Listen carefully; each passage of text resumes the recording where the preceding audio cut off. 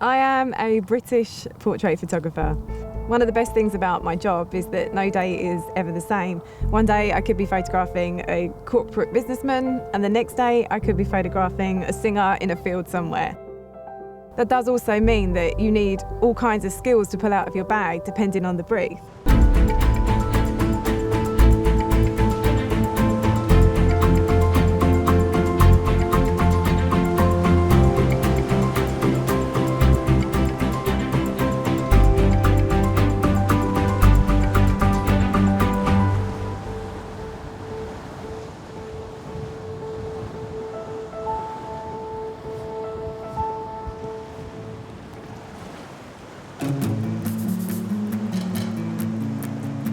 Shoots like this very often start with an idea that I've had. Sometimes I'm given a brief or a very vague brief, and from that I've got to pull out something that's just a bit more interesting or really get more specific with it.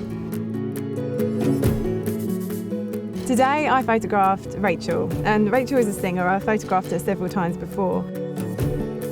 The brief was to get something summery, nice and light-hearted, and really sort of bright but beautiful images.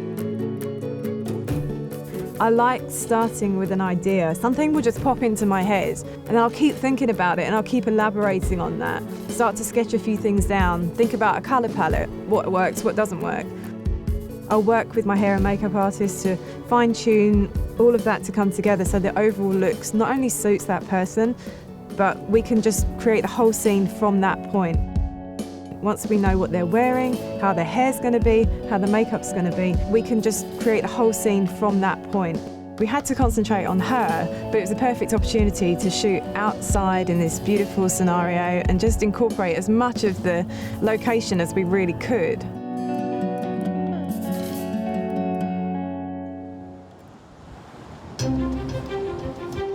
It's really important that we all just have a really good time, because if everyone's relaxed and enjoying themselves, I do think it makes for a better atmosphere and ultimately you get a better shot.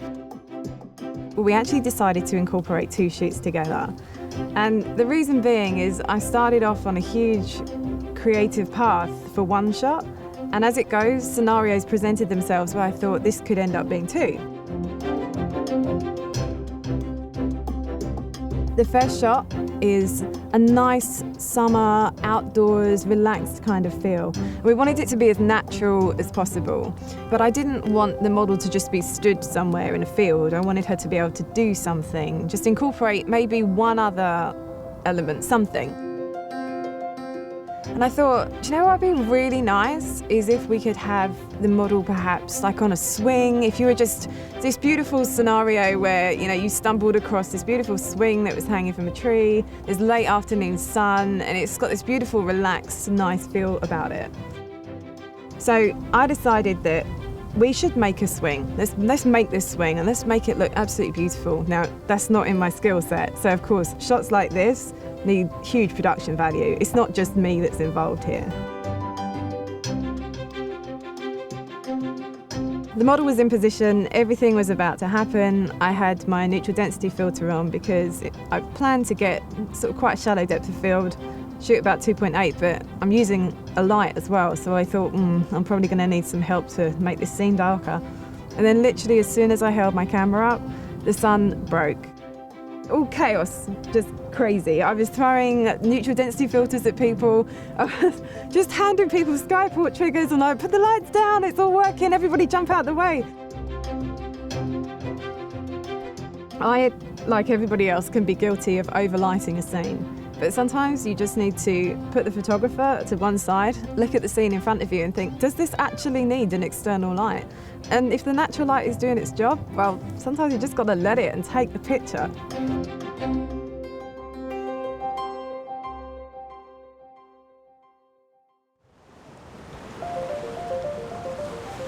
For the shot with the swing, I thought it might be quite nice to add another element to it. And I thought, well, wouldn't it be nice if we had a horse? So I put a message out to my network. Has anybody got a grey horse that I could borrow? And of course, there were just loads of people that got in touch.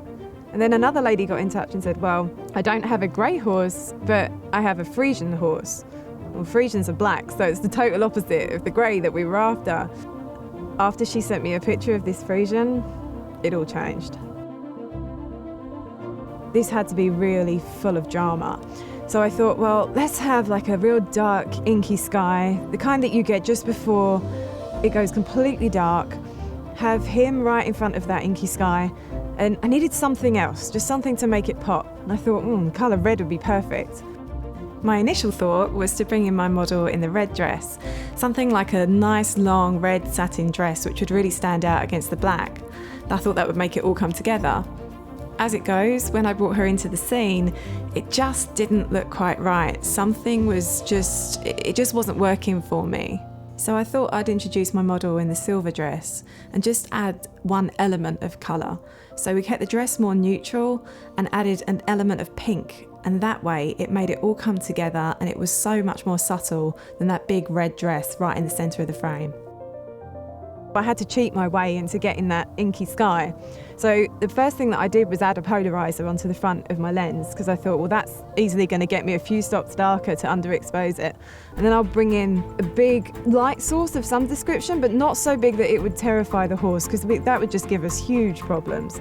The thing that I love about this shot is you wouldn't think for 1 second you would have that number of people, somebody holding a light, somebody controlling a horse, somebody throwing a bit of fabric, other people just there to watch everything and make sure everything would come together. If you pulled back and you saw all those people standing around and saw what it took to get that shot, that's what you don't appreciate sometimes in photography, is how much of a team effort this is to get one picture.